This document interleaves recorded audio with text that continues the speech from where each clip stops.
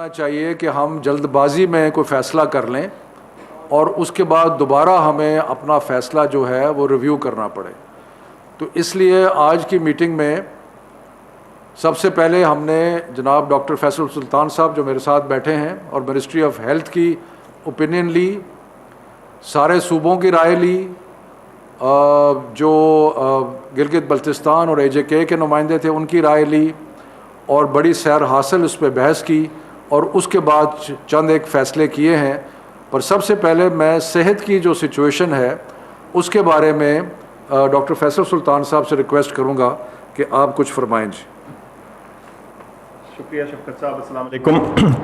صحت کے معاملے سے, صحت کے پرزم سے, اس کے پوائنٹ آف ویو سے جب اس چیز کو انالائز کیا گیا تو یہ چیز واضح ہوئی ہے کہ جو یہ ہماری موجودہ لہر ہے, دوسری لہر جس کو ہم نام دیتے آئے ہیں کورونا وائرس کی, اس میں اگر کچھ ٹھہراؤ آیا ہے تو اس کا سب سے براہ راست تعلق ہمارے تعلیمی اداروں کو بند کرنے سے تھا اور جو دیگر ہم نے SOPs امپلیمنٹ کیے بڑی گیدرنگز پہ, شادی ہالوں پہ اور ریسٹورانٹس کے ان ڈور ڈائننگ پہ.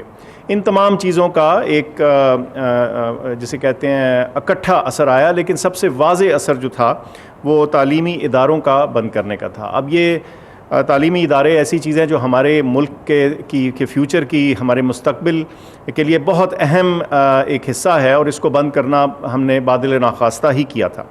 لیکن ہم جب اس کو ڈیٹا کو, اس ساری انفارمیشن کو انالائز کرتے ہیں اور اس کا حساب کتاب لگاتے ہیں تو یہ چیز واضح ہوئی کہ شاید اس وقت ہمیں تھوڑی مزید احتیاط اور ڈیلے اس معاملے میں کرنے کی ضرورت پڑے تاکہ جو ہماری دوسری لہر ہے اس کی سچویشن, اس کی صورتحال اور اس میں خاطر خواہ کمی واضح ہو چلی ہو اس سے پہلے کہ ہم اپنے تعلیمی ادارے کھولیں.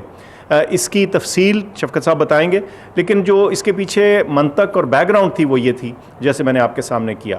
پھر میں دوہرا دیتا ہوں, وہ یہ کہ جب ہماری دوسری لہر کے اعداد و شمار کو دیکھا گیا تو یہ چیز واضح ہوتی ہے کہ ہمارے تعلیمی اداروں پہ جو پابندی لگی, جو بند کیا ان کو, اس کا ایک اثر آیا اور اس کی وجہ سے کچھ ٹھہراؤ دیکھنے میں آیا اس دوسری لہر میں.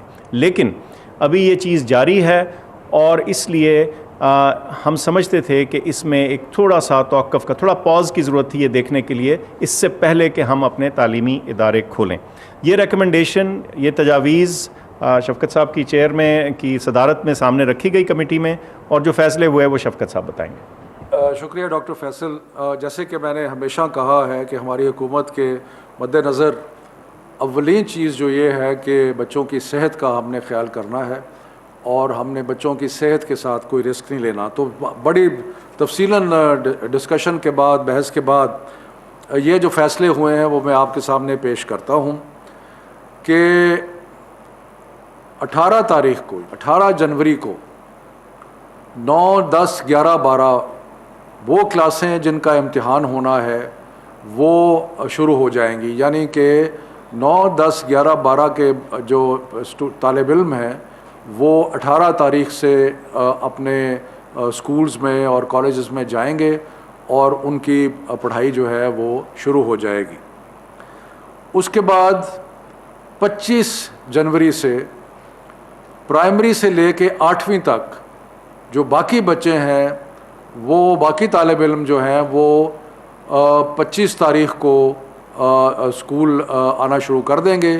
یعنی کہ اسکول جو ہے وہ پرائمری سے لے کے 8ویں تک 25 تاریخ کو کھل جائیں گے.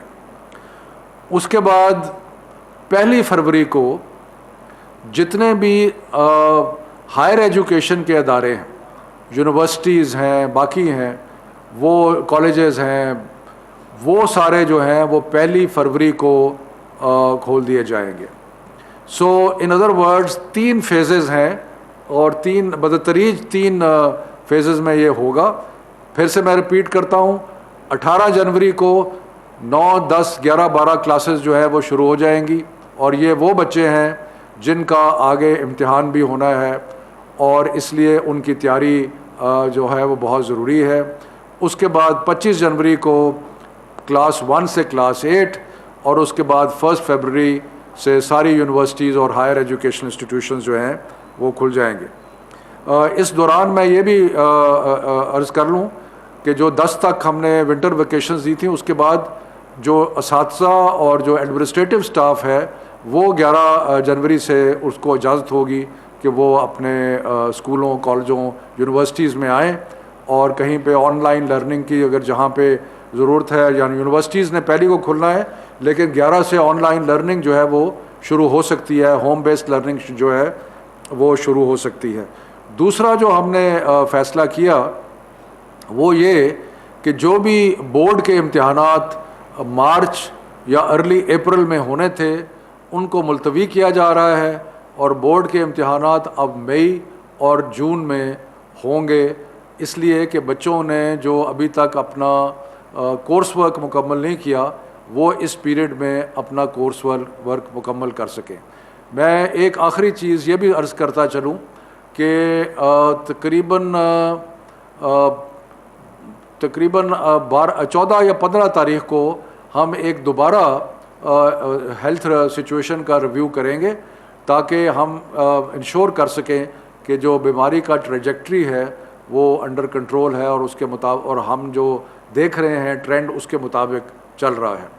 تو یہ جو چند آج فیصلے کیے inter provincial education ministers conference کے، یہ میں نے آپ کے سامنے پیش کر دیے ہیں. ڈاکٹر صاحب کچھ ایڈ کرنا چاہیں گے؟ نہیں جی، بہت شکریہ. کافی. ٹھیک ہے، تھینک یو ویری مچ.